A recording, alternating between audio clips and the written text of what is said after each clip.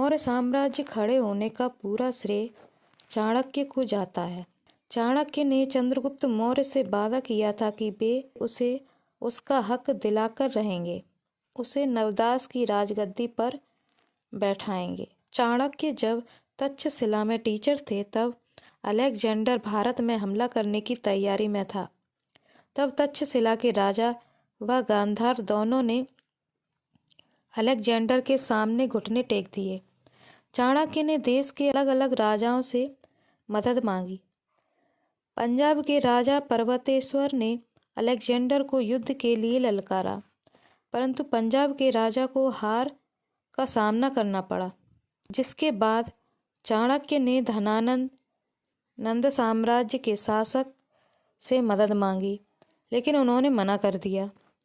इस घटना के बाद चाणक्य ने तय किया कि वे एक अपना नया साम्राज्य खड़ा करेंगे जो अंग्रेज हमलावरों से देश की रक्षा करे और साम्राज्य उनके अनुसार नीति से चले, जिसके लिए उन्होंने चंद्रगुप्त मौर्य को चुना। चाणक्य मौर्य साम्राज्य के प्रधानमंत्री कहे गए। चंद्रगुप्त मौर्य ने अलेक्जेंडर को चाणक्य नीति के अनुसार ही हराया था। इसके बाद चंद्रगुप्त मौर्य एक ताकतवर शासक के रूप में सामने आए थे। उन्होंने इसके बाद अपने सबसे बड़े दुश्मन नंद पर आक्रमण करने का निश्चय किया।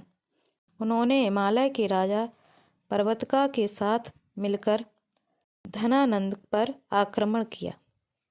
321 बीसी में कुसुमपुर में ये लड़ाई हुई जो कई दिनों तक चली।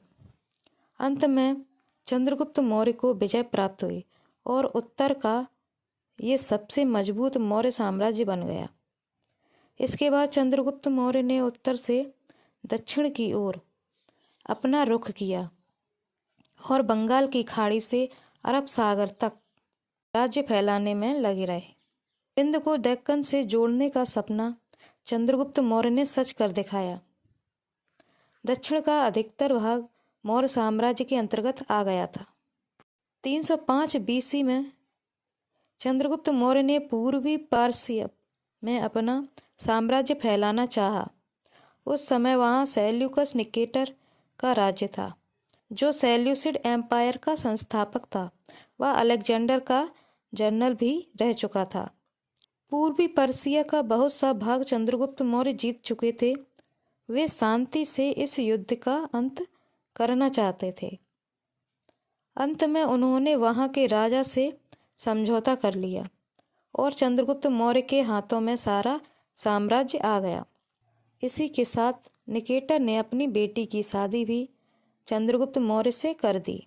इसके बदले उसे 500 हाथियों की विशाल सेना भी मिली, जिसे वे आगे अपने युद्ध में उपयोग करते थे। चंद्रगुप्त मौर्य ने चारों तरफ मौर्य साम्राज्य खड़ा कर दिया था। बस कलिंगा और तमिल इस साम्राज्य का हिस्सा नहीं था। इन हिस्सों को बाद में उनके पोते अशोक ने अपने साम्राज्य में जोड़ दिया था।